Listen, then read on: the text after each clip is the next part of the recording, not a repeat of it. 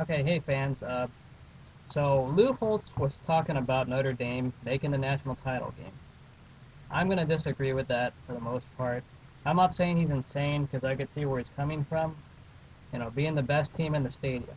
They have a simple schedule from some perspectives. But let's go down to the schedule and read. Let's read one by one each week. First, they host Nevada.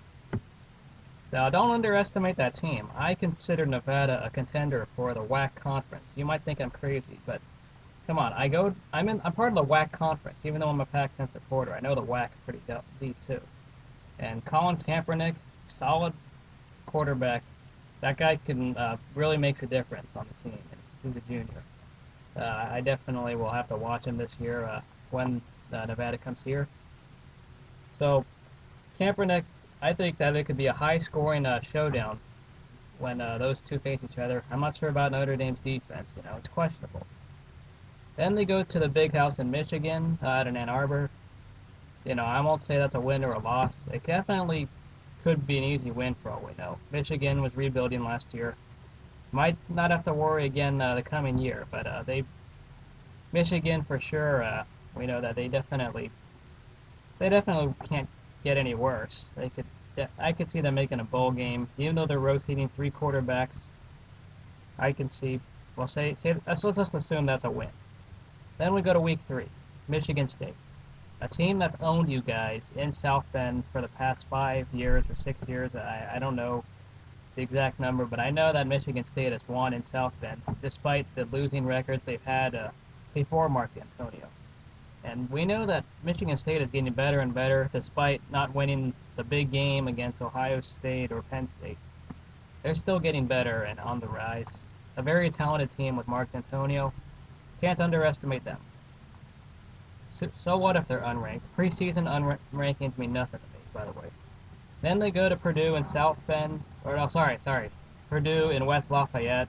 I apologize for that. They got to go boiler up. Purdue definitely. I know Purdue's rebuilding, new coach. I'm going to assume that's a win. They get the Purdue Cannon, I believe, in it. For the Michigan State, it's the Megaphone Trophy, I think. So then they play UW, or University of Washington. I question, can Jake Locker come out healthy, or E.J. Savannah, who's a linebacker? If those two are healthy, I can see a fight in Washington. You might think they're a garbage team, but you never know if they're going to put up a fight or not, because they definitely can with Jake Locker. You saw that they almost beat BYU last year. Then in 2 weeks, you got Southern Cal. You got the Trojans, who, I'm a Bruin.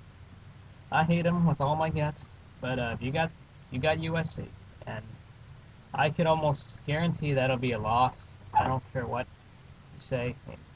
Mark Sanchez may be gone, but their offense will still be solid, and they could blow 50 points on you easily, even with Aaron Corp or Matt Barkley. Definitely, everyone else has been returning on offense, so it could be a high-scoring game because Southern Cal USC's defense isn't the greatest, but they still have a bunch of highly touted recruits. Boston College is the week after that. Could be a down year for Boston College. I wouldn't be surprised if that's a win. Let's just move on and say that's a win.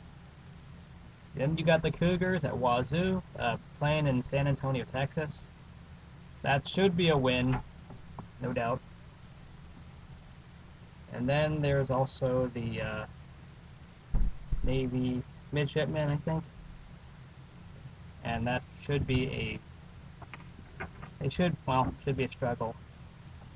And then they play at Pitt. We'll see if they'll probably be a ranked team later. And also there is UConn, who was a Big East team. But remember, they lost to the Big East last year, so Syracuse, wasn't that good. So you never know if UConn comes in. And then there's Stanford, their rival. That should be a tough one. I consider them a sleeper in my picks, so can't say anything is a cupcake. I don't know why they picked Notre Dame to win it all. That's about all what I think.